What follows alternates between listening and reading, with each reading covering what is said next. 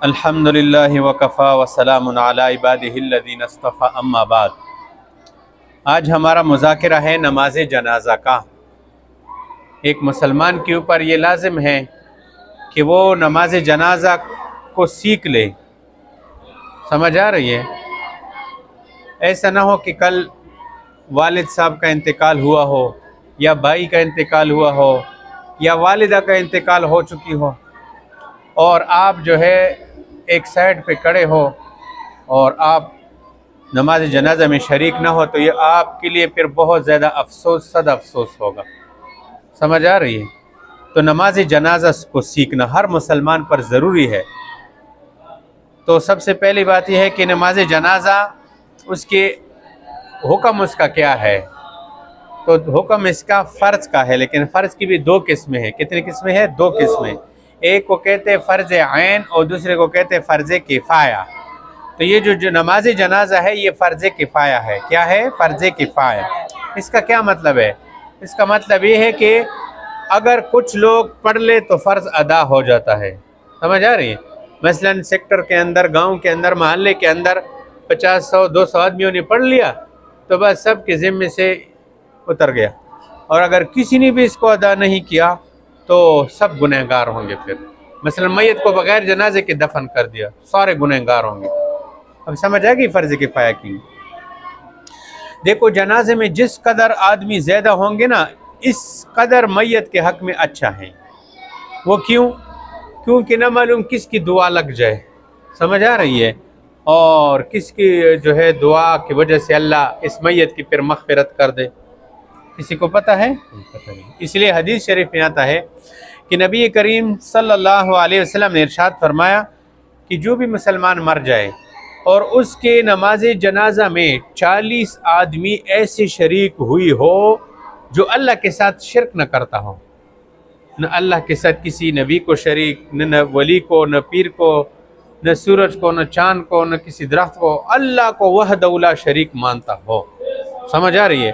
तो अल्लाह ताला उनकी सिफारिश मैयत के हक़ में कबूल फरमाएगा। समझ आ गई है? हाँ।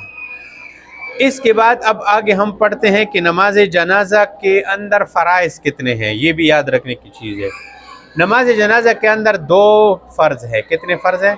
2। वो क्या है?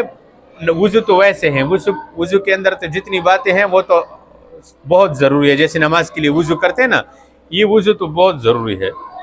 हाँ, अगर वुज़ू के लिए पानी नहीं मिल रहा था, इधर जनाजे की निकलने का ख़तरा था कि अब मैं वुज़ू के लिए जाऊँगा, इधर पानी भी नहीं है करीब, नमाज जनाजा मुझसे जो है रह जाएगा, तो फिर तयम्मुम कर ले। इतनी जो है छूट है इसमें। अब नमाज जनाजा के अंदर कितने फ़र्ज़ है? वो 2 फ़र्ज़ है। कितने फ़र्ज़ हैं? 2 फ़र्ज़ हैं। एक है 4 तकबीरी कहना। कितने? वो कैसे कही जाती है वो तरीका बाद में बताऊंगा। तुमने इतना सीखना है। अगर कल को आपसे किसी ने पूछ लिया कि बेटा बताओ नमाज जनाजा में कितने फ़र्ज़ हैं, तो आप बताओगे 2 फ़र्ज़ है। सबसे पहले 4 तकबीरें और उसके बाद है क़ियाम करना। क्या करना? यानी खड़ा होना। खड़ा होना, बैठ कर नहीं, खड़ा होना। समझ आ गई? अब तरीका बताऊंगा। तरीका ये है कि मैयत को सामने रख के, ठीक है, इमाम उसकी सीने के मुकाबिल खड़ा हो। ये छाती है ना, सीना, इसके मुकाबिल जो है खड़ा हो, और फिर नमाज जनाजे की नीयत की जाए। अब नीयत किस तरह करेंगे? तवज्जो से। नीयत इस तरह करेंगे कि मैं नीयत करता हूँ 4 तकबीर, नमाज जनाजा फ़र्ज़ किफ़ाया, नमाज जनाजा फ़र्ज़ किफ़ाया, सना अल्लाह के लिए, दुरूद शरीफ नबी अलैहिस्सलाम के लिए, और दुआ इस मैयत के लिए। पीछे इमाम के रुख मेरा काबतुल्लाह शरीफ की तरफ। बस ये नियत जो है ना, ये सिर्फ दिल के अंदर जो है, अगर कोई यानी इसको तसव्वुर कर ले, यानी सिर्फ दिल से इरादा कर ले, तब भी जो है ये नियत हो जाएगा। ज़ुबान से जो है ज़ुबान से अल्फाज अदा करना ज़रूरी नहीं है। बाज़ लोग ये अल्फाज अदा नहीं कर सकते हैं, अदा करते करते उससे जो है नमाज जनाजा की तकबीर मसलन निकल जाएगी। यही अब बात है, आप अपने दिल में लाकर और तकबीर कहे तो बस इतनी बात भी जो है काफ़ी है। लेकिन अगर कोई आदमी ऐसा है कि वो अल्फाज जो होते हैं ना नियत के, ये अदा की बग़ैर वो उसका दिल जो है वो हाजिर नहीं होता, मसलन दिल को मुस्तहज़र करने पर वो कादिर नहीं है, तो फिर जो ज़ुबान के, तो उसके लिए ज़ुबानी नियत करना भी फिर काफ़ी है, बल्कि बेहतर है कि फिर वो ज़ुबान से भी कहे। समझ आ रही है? अच्छा, जब आपने नियत कर ली सब ने, तो इमाम बुलंद आवाज़ से कहेगा कि अल्लाहु अकबर, कानों तक हाथ उठा के फिर बांध देंगे। समझ आ रही है? पहली तकबीर के साथ। फिर इमाम और मुक्तदी दोनों जब हाथ बांध लिए तो इसके बाद सना पढ़ेंगे। क्या पढ़ेंगे? आहिस्ता आहिस्ता। सुब्हानक अल्लाहुम्मा व बिहम्दिका व तबारक अस्मुका व तआला जद्दुका व जल्ला सनाउका व ला इलाहा गैरुक। ये अच्छा, जब ये पढ़ लिया तो अब इसके बाद फिर इमाम बुलंद आवाज़ से और मुक्तदी आहिस्ता आवाज़ से तकबीर फिर कहेंगे। देखो, एक तकबीर हो गई, अब दोबारा फिर तकबीर कहेंगे अल्लाहु अकबर, लेकिन इस दौरान हाथ नहीं उठाएंगे, हाथ वैसे ही बंधी हुई होंगी। समझ आ रही है? इमाम ऊंची आवाज़ से और मुक्तदी आहिस्ता आवाज़ से अल्लाहु अकबर। इस तकबीर के बाद अब दुरूद शरीफ पढ़ना है। क्या पढ़ना है? जो दुरूद शरीफ हम नमाज में अत्तहियात में पढ़ते हैं, अल्लाहुम्मा सल्ली अला मुहम्मदिन व अला आलि मुहम्मदिन कमा सल्लैता अला इब्राहीम व अला आलि इब्राहीम इन्नका हमीदुम मजीद, अल्लाहुम्मा बारिक अला मुहम्मदिन व अला आलि मुहम्मदिन कमा बारकता अला इब्राहीम व अला आलि इब्राहीम इन्नका हमीदुम मजीद। इमाम फिर तीसरी तकबीर के लिए बुलंद आवाज़ से तकबीर कहेंगे अल्लाहु अकबर, और मुक्तदी आहिस्ता आवाज़ से अल्लाह अकबर कहेंगे। इसके बाद जो है अगर मैयत जो रखी हुई है ये बालिग यानी बड़े आदमी है, औरत है, समझ आ रही, तो इसकी दुआ अलग है। वो क्या है? अल्लाहुम्मा अग़फ़िर लि हय्यिना व मय्यितिना व शाहिदिना व गाइबिना व सगीरिना व कबीरिना व ज़करिना व उन्साना, अल्लाहुम्मा मन अहयैतहु मिन्ना फ़अहयिही अलल इस्लाम व मन तवफ़ैतहु मिन्ना फ़तवफ़्फ़हु अलल ईमान।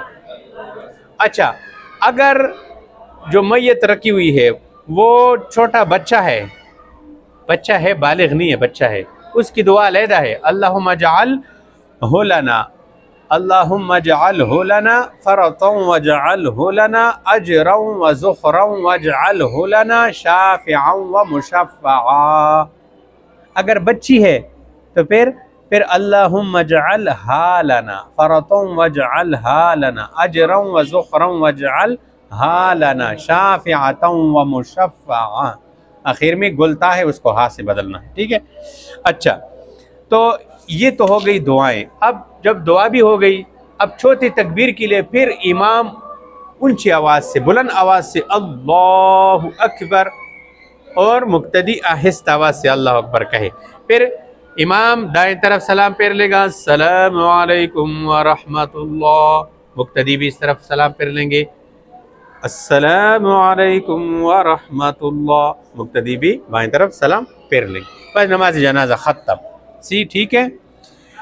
इसके बाद फिर आपने देखा है कि मैयत को उठाकर कब्र की तरफ ले जाते हैं, कब्र में उतारते हैं। तो कब्र में उतारते वक़्त भी एक दुआ है, वो क्या है? बिस्मिल्लाहि व बिल्लाहि व अला मिल्लति रसूलिल्लाह। ये दुआ भी है। समझ आ रही है? फिर उसके बाद जब मैयत को अच्छी तरह दफन कर लेते हैं, फिर इसके ऊपर मिट्टी डालते हैं ना, तो मिट्टी डालते वक़्त भी एक जो है आयत कुरान पाक की है, मिनहा खलक़नाकुम व फ़ीहा नुईदुकुम व मिनहा नुख़रिजुकुम तारतन उख़रा।